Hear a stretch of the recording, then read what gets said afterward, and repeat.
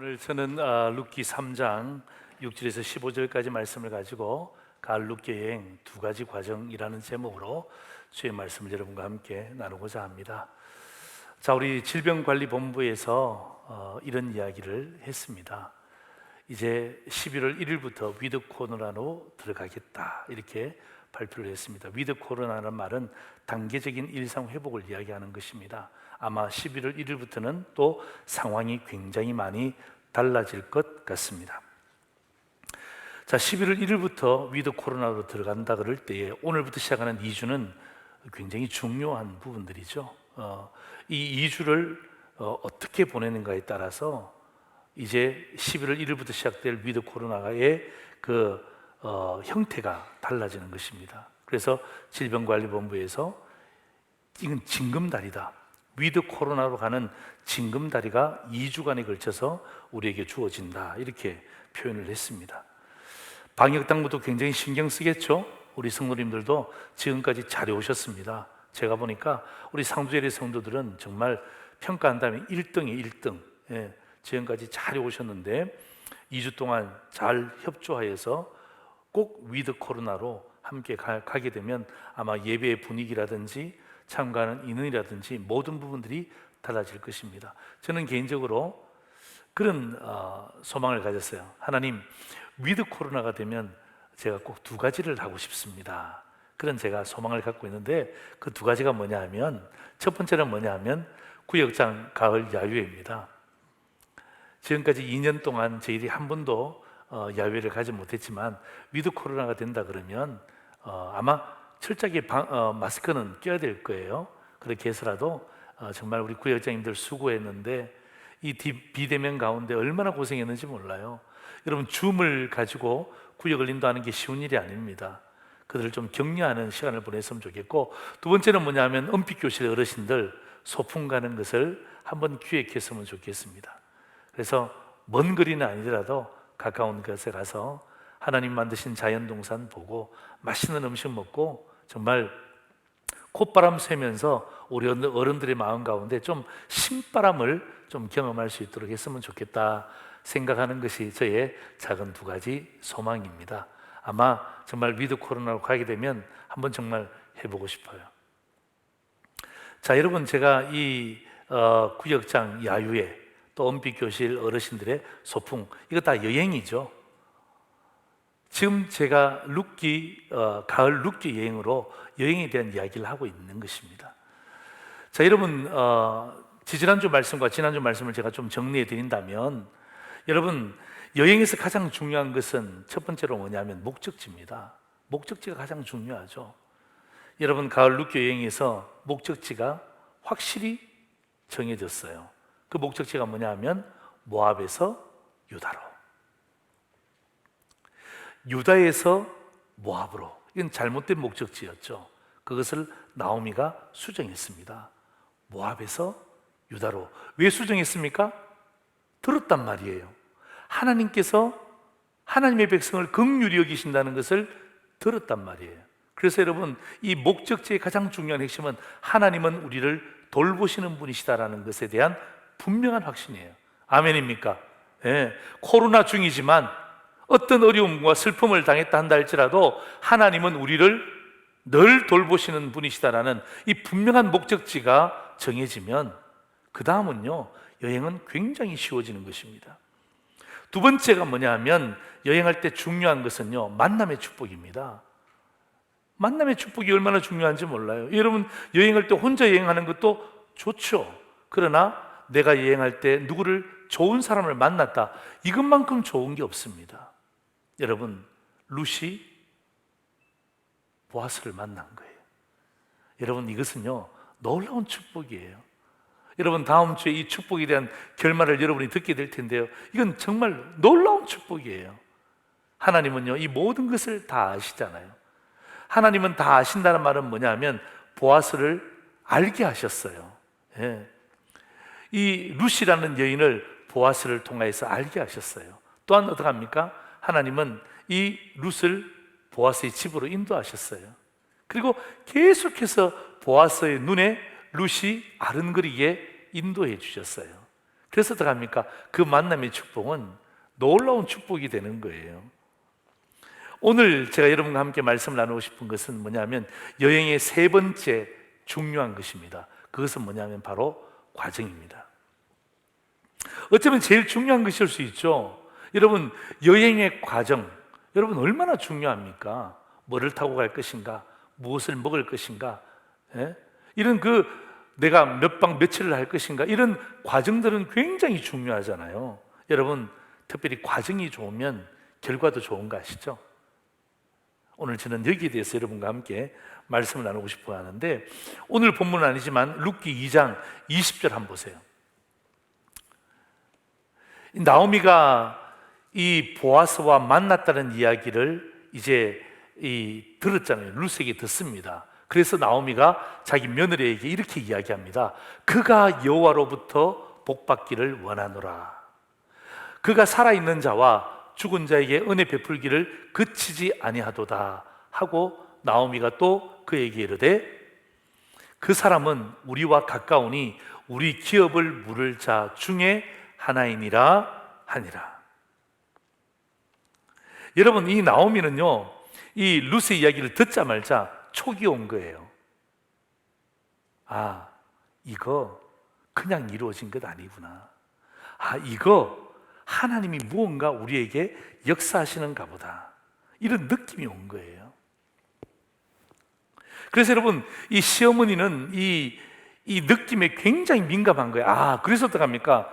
하나님의 복을 구하는 거예요. 또 그리고 하나님이 살아있는 자와 죽은 자에게 은혜 베푸시는 것을 그치지 않는 분이라는 것을 민감하게 깨닫는 거예요. 여러분, 여기에서 끝나지 않죠. 이것은 하나님이 주신 복이라는 것을 직감적으로 압니다. 나오미가, 야, 이거는 인간의 힘으로 되지 않는다. 이거는 하나님이 너와 나에게 복을 주셨다라는 것을 직감적으로 알게 되는 것입니다. 하나님께 민감했다는 거죠. 그런데 여러분, 나오미가 하나님께만 민감한 것 아닙니다. 사람에게도 굉장히 민감했습니다. 여러분, 룻기 3장 2절 보십시오. 이렇게 되어 있습니다. 내가 함께하던 하녀들을 둔 보아스는 우리의 친족이 아니냐.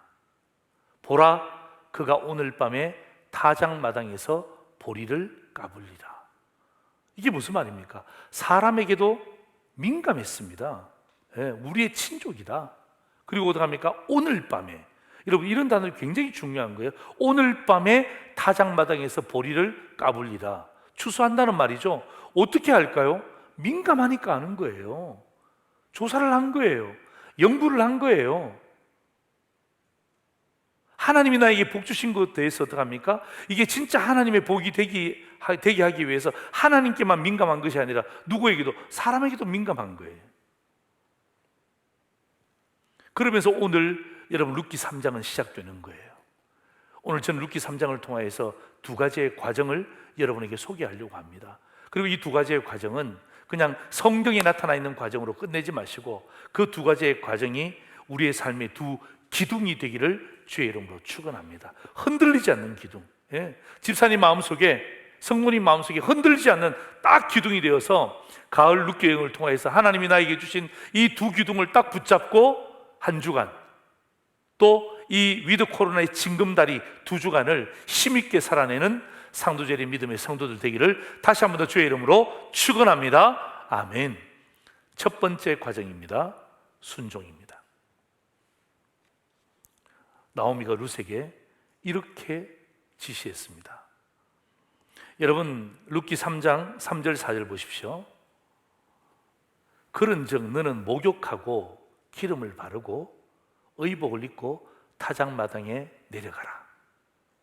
그리고 그 사람이 먹고 마시기를 다하기까지는 그에게 보이지 말고, 그가 누울 때에 너는 그가 눕는 곳을 알았다가 들어가서 그의 발치 이불을 들고 거기 누우라. 그가 내 할 일을 내게 알게 하리라 하니. 여러분, 지금 이 시어머니가 제정신입니까? 지금 뭐를 이야기하고 있는 것입니까? 그 보아스가 타작마당에서 추수하고 난 다음에 멀리 안 가고 거기서 잘 거야. 잘 때에 네가 그 이불 속으로 들어가서 결혼을 요청하렴. 그 이야기를 하고 있는 것입니다. 여러분, 이거는 우리 문화랑은 완전히 다른 문화예요. 이거 여러분 잘못 해석하면 무슨 성경에 이런 이상한 이야기가 있냐라고 오해할 수 있습니다. 끝까지 들어보세요. 만약에 오늘의 시어머니가 이렇게 이야기했다면 이 정신적인 문제가 있는 거예요. 죄송합니다만은 이 치매의 증상이 있는 거예요. 어떻게 그런 명령을 내릴 수 있습니까? 또 여러분, 룻에게 이런 이 시어머니가 내린 명령이 여러분 쉬운 명령입니까? 이거는 굉장히 어려운 명령입니다. 그리고 여성에게는 굉장히 부끄러운 일이에요. 만약에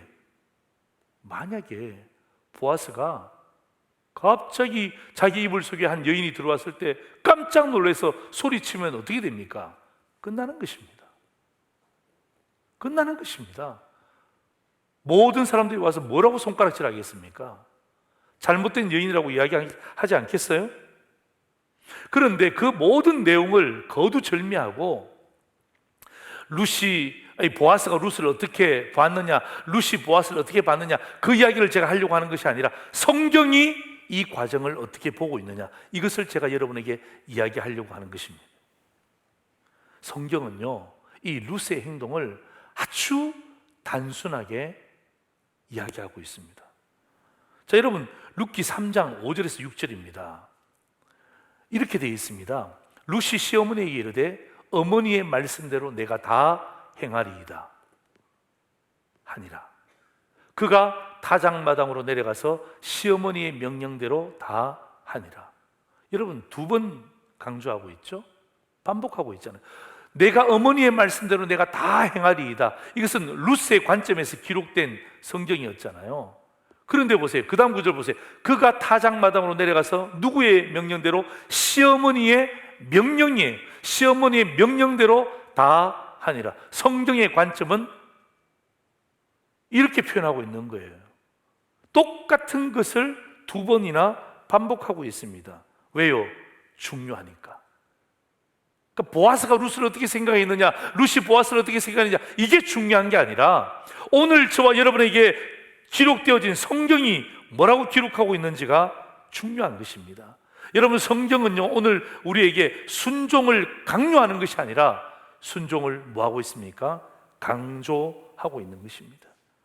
그래서 여러분, 오늘은 이 룻기가 구약이지만 여러분 신약의 야고보서 보시면 행함이 없는 믿음은 무슨 믿음이라고요? 죽은 믿음이라고 이야기하잖아요. 순종을 강조하고 있는 하나님의 말씀이에요. 여러분, 왜 순종을 강조할까요?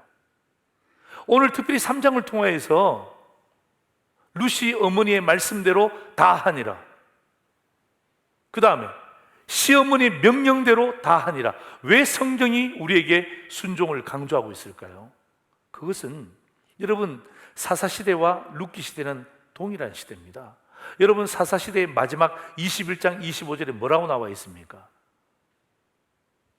그 당시 이스라엘 백성들이 하나님을 인정하지 않습니다. 그래서 각각 그 소견에 옳은 대로 행하는 것입니다. 여러분, 각각 그 소견에 옳은 대로 행했다는 말은 무슨 말입니까? 순종하지 않았다는 것이죠. 자기 마음대로 행했다는 것입니다. 하나님의 말씀에 순종하지 않는 그 시대에 이 룻이라는 여인을 통하여서 하나님은 순종을 강조하고 있는 것입니다. 한 줄기 순종의 빛을 딱 보여주고 있는 거예요. 오늘 우리에게도 마찬가지입니다.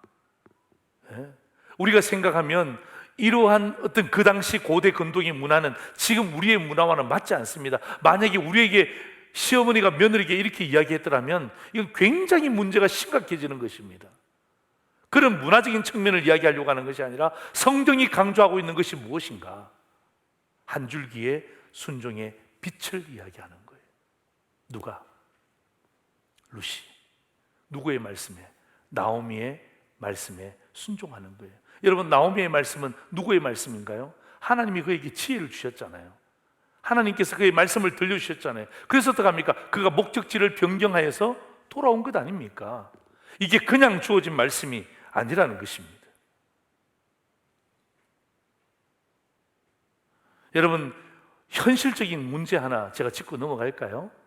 여러분, 우리 예수 믿는 성도들 가운데도 이런 문제 많이 있잖아요. 고부간의 갈등. 예수 안 믿는 자들에게도 고부간의 갈등은 참 많이 있는 것 같습니다. 뭐 명절 되면 이거 뭐 상당하죠. 명절 끝나고 나면 후유증이 굉장히 크죠. 오늘 하나님은요, 명절을 벗어나서 여러분, 우리의 인간관계입니다. 여러분, 성도도 인간이지 않습니까? 이 다 관계를 통해서 우리가 살아갈 때 어떤 의미에서는 고부간의 갈등을 해결해 주는 굉장히 중요한 요건들을 오늘 성경을 통해서 우리에게 보여주고 있는 것입니다. 제가 복잡한 것을 이렇게 간략하게 제가 여러분에게 말씀드릴게요. 고부간의 갈등의 해결은 바로 저것입니다. 시어머니가 자세히 알고 지시하는 거예요. 자세히 아는 거예요. 그 보아스에 대해서 자세히 아는 거예요. 어떻게 행할지에 대해서 자세히 아는 거예요. 그리고 어떻게 합니까? 지시하잖아요. 그 며느리였던 루스는 어떻게 합니까? 확실히 믿고 따르는 거예요. 예. 뭐 다른 사람에게 가서 물어보지 않습니다. 왜 우리 어머니가 저런 이야기 하시죠? 혹시 우리 어머니가 정신적으로 문제가 있는 것 아닙니까? 이렇게 따지지 않고 어떻게 합니까? 확실히 믿고 따르는 거예요. 여러분, 오늘 저는요, 이 순종에 대한 이 과정을 함께 바라보면서 제가 또 하나의 영적인 팁을 받는 게 뭐냐 하면, 맞아, 고부간의 갈등을 겪고 있는 성도들 가운데 있다면, 또 우리 이런 갈등을 우리 주위에서 겪고 있다면 이 말씀을 여러분들이 꼭 해주시기를 소망하는 것입니다. 여러분, 시어머니가 대충 이야기하지 않습니다. 알아서 해 말하지 않습니다. 뭐라고 이야기합니까? 자세히 알고 지시하는 거예요.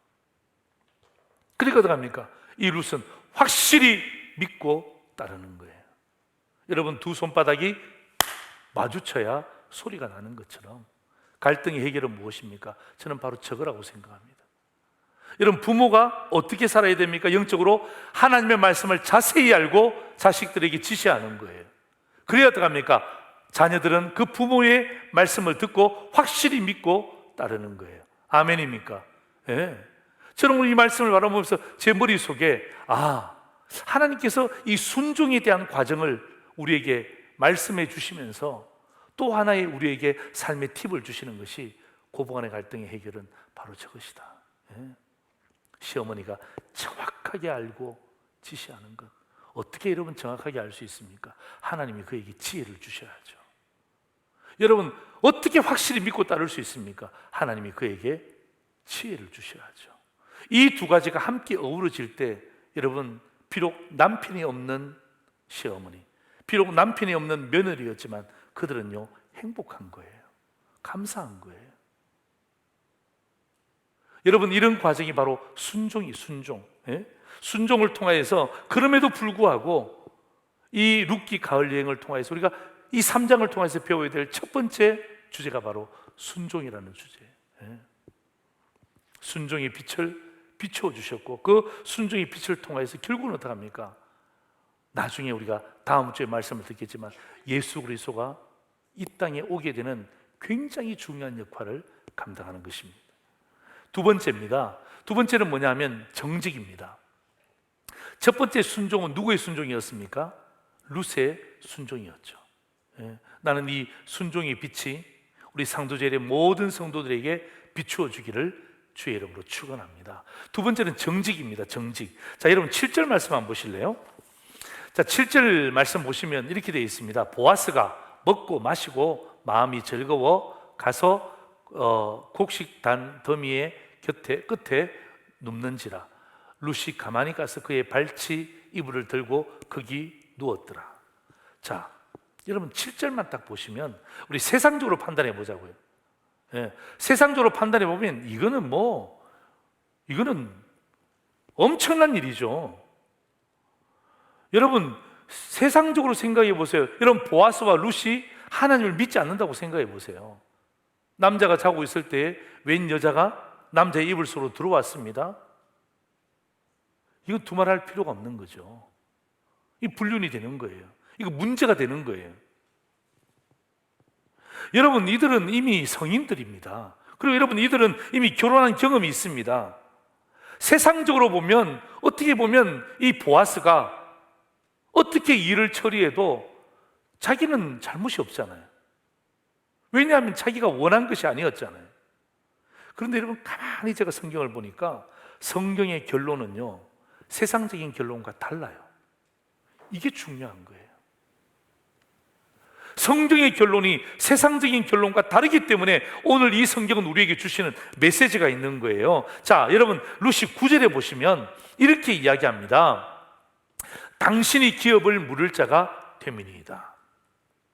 자, 이불 곁으로 들어갔는데, 이불 속으로 들어갔는데 깜짝 놀랐잖아요. 이게 웬일이냐, 당신이 누구냐, 막 그냥 소리 지르잖아요. 그럴 때 루시 가만히 이야기합니다. 당신이 나의 기업을 물을 자가 되민이다. 여러분, 루시 어떻게 알았을까요? 나오미에게 들었잖아요. 2장 20절에 나오미에게 들었잖아요. 그 보아스가 우리의 기업을 물을 자이다, 이 이야기를 들었잖아요. 여러분, 이 제도는 고엘이라는 제도입니다. 고엘. 여러분, 고엘이라는 제도는 우리에게는 없습니다. 우리에게는 없는데요, 그 당시 고대 근동에는 이 고엘 제도가 있습니다. 이건 친족으로 행동하다라는 뜻이에요. 당신이 나의 기업을 물을 자입니다. 이 말은 뭐냐면 이 고엘의 법칙에 의해서 친족으로 행동하는 것인데, 예를 들면 이런 거예요. 여러분, 지금도 뭐 혈연 공동체가 중요하지만 그 당시에는 훨씬 더 중요했겠죠. 그러니까 혈연 공동체를 지키기 위해서, 재산과 가문을 지키기 위해서 이 고엘 제도는 고대 근동에는 비일비재했습니다. 예를 들면 이런 거예요. 친족이 억울한 일을 당했습니다. 누가 해결하죠? 기업을 물을 자가 해결하는 거예요. 여러분, 친족이 기업이 팔렸어요. 그 기업을 찾아봐야잖아요. 누가 대신 갚죠? 고엘 제도를 통해서 친족이 그것을 대신 갚아주는 거예요. 그리고 굉장히 중요한 것 하나 있는데, 자손이 없을 때도 마찬가지예요. 지금 룻은 자손이 없잖아요. 남편이 죽었잖아요. 자손이 없는 거예요. 그래서 어떡합니까? 이 나오미로부터 들었던 이 고엘 제도를 이 룻이 보아스에게 이야기하는 것입니다. 당신이 나의 기업을 물을 자입니다. 여러분, 왜 제가 정직이라는 코드를 제가 여러분에게 드리냐면요, 여러분, 보아스는요 유력자입니다. 1장에 보면 보아스가 유력자래요. 여러분, 유력자라는 말은 지역 유지라는 말입니다. 권력자입니다. 권세자입니다. 여러분, 그냥 그 이스라엘 여인도 아니고 모압 여인이잖아요. 개같이 여기는 모압 여인이 자기 이불 속으로 자원해서 들어왔단 말이에요. 그렇다면 어떡합니까? 세상 말로 아무렇게나 해도 상관이 없습니다. 왜냐하면 벌 받을 게 없어요. 자기가 잘못한 것이 아니잖아요. 그리고 권력이 있습니다. 유력자입니다. 많은 사람이 지지합니다. 그런데 있잖아요, 보아스는 그렇게 하지 않았잖아요. 이유가 뭔 줄 아십니까? 누가 보아스를 보고 있는 거예요. 보아스를 느낀 거예요. 내가 가진 힘으로 그 약한 여인을 내 마음대로 행해도 그 누구도 탓할 사람이 없습니다. 왜냐하면 원인과 결과가 확실하잖아요. 그런데 보아스는요 그렇게 하지 않았다는 것입니다. 누군가가 보아스를 보고 있는 거예요. 보아스의 마음 가운데는 이것을 느낀 거예요. 그래서 여러분, 이 보아스가 하나님이 자기를 보고 있다는 생각을 그는 한 번도 지운 적이 없잖아요. 그래서 보아스가 말할 때마다 중요한 단어가 나오는데, 여러분 10절 한번 보실래요? 이렇게 이야기합니다. 내 딸아, 여호와께서 내게 복 주시기를 원하노라. 여러분, 지금 복을 빌어주는 상황이 아니죠. 그런데 왜 이렇게 이야기합니까? 이 보아스의 마음 가운데 하나님이 내 자신을 보고 있다는 것을 본 거예요. 느낀 거예요. 여러분 13절 보세요. 이렇게 이야기합니다. 여호와께서 살아계심을 두고 맹세하노니. 하나님이 살아계심을 그는 느꼈다는 말이에요. 그러니까 그는 뭐 해줄 수밖에 없는 거예요? 정직해질 수밖에 없는 거예요. 여러분, 제가 룻을 통하여서 순종의 과정을 끄집어냈다면 오늘 저는 보아스를 통하여서 여러분에게 정직의 과정을 제가 여러분에게 말씀드리려고 하는 거예요. 여러분, 정직은요, 진짜 정직은요, 사람 앞에서 하는 게 아닙니다. 하나님 앞에서 하는 거예요.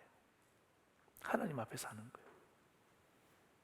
여러분, 사람은 아유, 어르신 괜찮아요, 하셔도 괜찮아요, 아무런 문제 없어요, 당신은 권력자잖아요, 당신은 유력자잖아요, 이렇게 이야기하면 좋은 게 좋은 거라고 넘어갈 수 있지만, 그러나 하나님 앞에서는 그게 정직한 게 아니잖아요.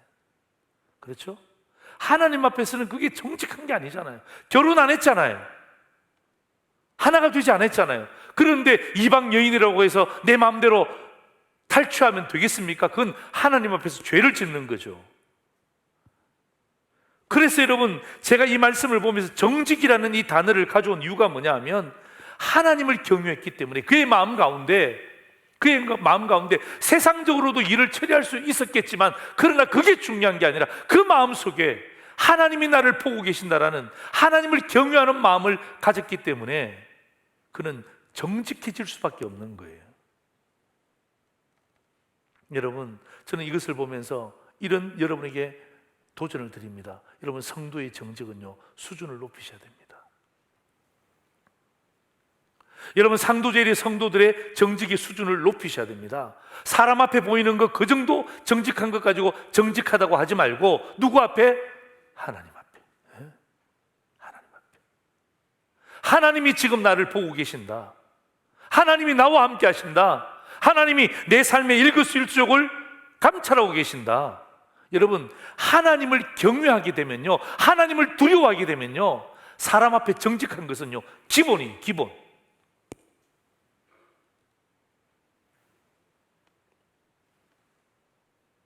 아주 정직한 구절이 나오죠. 여러분, 12절 13절 한번 보실래요? 이렇게 되어 있습니다. 참으로 나는 기업을 물을 자이나, 맞다는 거죠. 내가 너의 기업을 물을 자 맞다.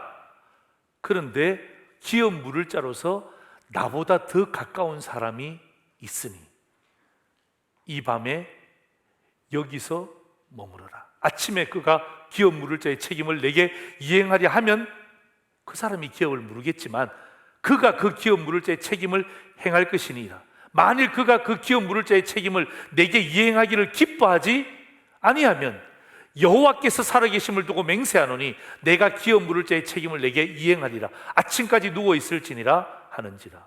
여러분, 이 보아스의 정직함을 보세요. 너 기업 물을 자 맞아, 이리 와, 내가 기업을 물을 줄게, 이렇게 이야기할 수 있음에도 불구하고 그렇게 말하지 않습니다. 왜? 하나님이 보시잖아요. 하나님을 경외하잖아요. 이렇게 이야기하는 것입니다. 내가 당신의 기업을 물을 자 맞는데, 그런데 더 중요한 것은 나보다 기업 물을 순위가 1순위가 있다는 것입니다. 내가 1순위가 아니라 내가 2순위라는 것입니다.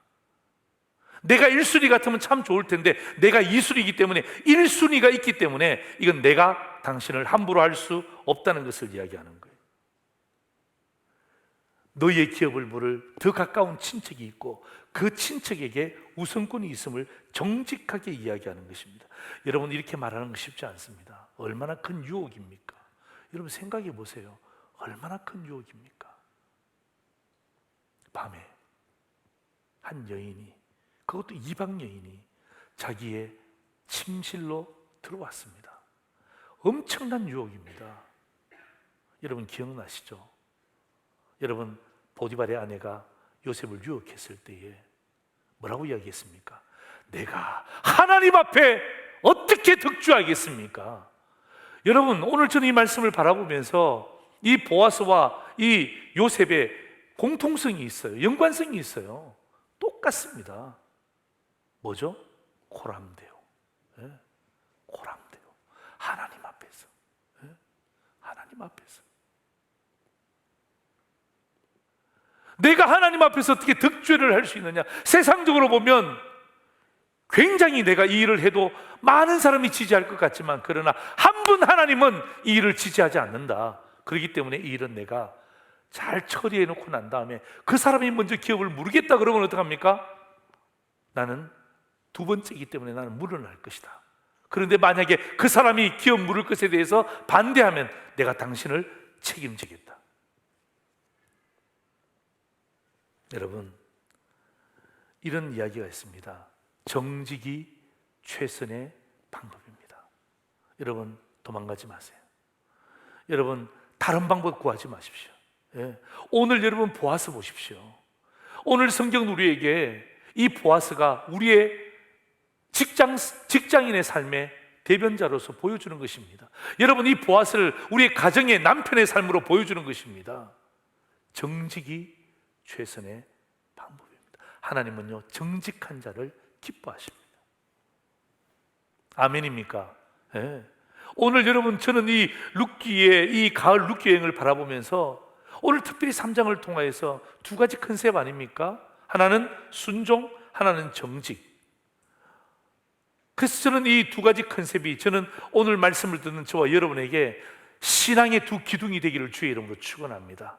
여러분, 코로나를 벗어날 때 어떻게 합니까? 어떻게 하든지 간에 하나님 말씀 앞에서 순종하기로 다짐하십시오.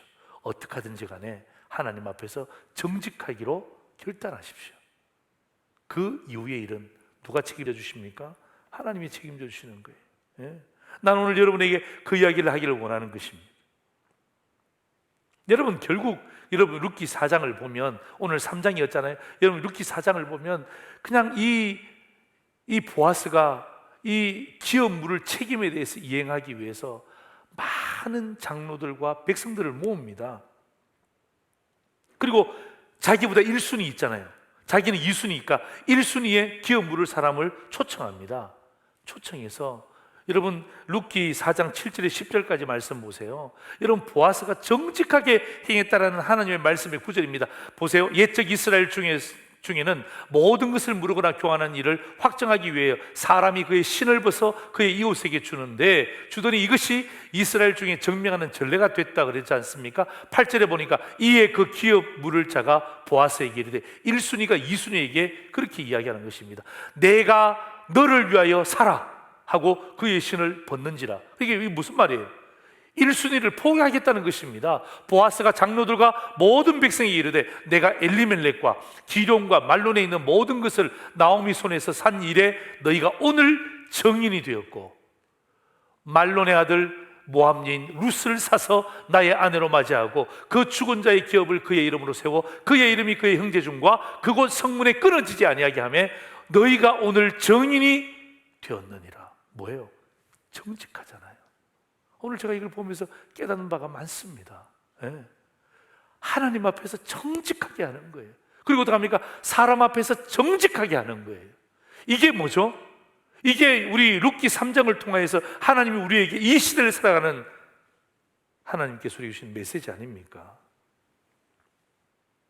자, 말씀을 정리하고자 합니다. 사랑하는 성도 여러분, 오늘 우리 여행을 통해서 굉장히 중요한 두 가지 과정을 함께 배웠습니다. 하나는 순종이라는 것이죠. 하나는 정직이라는 것입니다. 어떻게 보면 성경 말고 다른 곳에서 있을 법한 그런 단어 아닙니까? 그런데 여러분, 오늘 성경이 말하는 순종, 특별히 룻의 순종, 그리고 정직, 특별히 보아스의 정직, 저는요 이 순종과 이 정직이 오늘 룻기 3장을 이루는 두 가지의 기둥입니다. 두 가지의 기둥. 근데 신기한 것은 제가 이 말씀을 정리하면서 여러분, 순종이 눈에 보입니까? 안 보입니다. 여러분, 정직이 눈에 보입니까? 안 보입니다. 그런데 있잖아요, 순종과 정직은 눈에는 보이지 않지만 그런데 삶의 열매로 반드시 나타납니다. 여러분이 하나님 앞에서 순종하잖아요. 눈에 잘 보이지 않아요. 괜찮아요. 반드시 열매 맺습니다. 여러분, 우리가 하나님 앞에서, 사람 앞에서 정직한 건요, 손해볼 것 같죠? 그럴 수도 있죠. 그런데요, 반드시 하나님은요 이것을 역전을 시킵니다. 삶의 열매로 보여주시는 거예요. 오늘 여러분 이 룻기 3장을 통해서 하나님 앞에서의 순종과 정직은요 사람 앞에서 열매로 나타난다는 사실을 잊지 마세요. 다시 한 번 더, 하나님 앞에서의 순종과 정직은요, 사람 앞에서 반드시 열매로 나타납니다. 저는 이 열매가 상도절의 모든 성도들에게 주렁주렁 열리는 가을이 되기를 주의 이름으로 축원합니다. 아멘. 기도하겠습니다.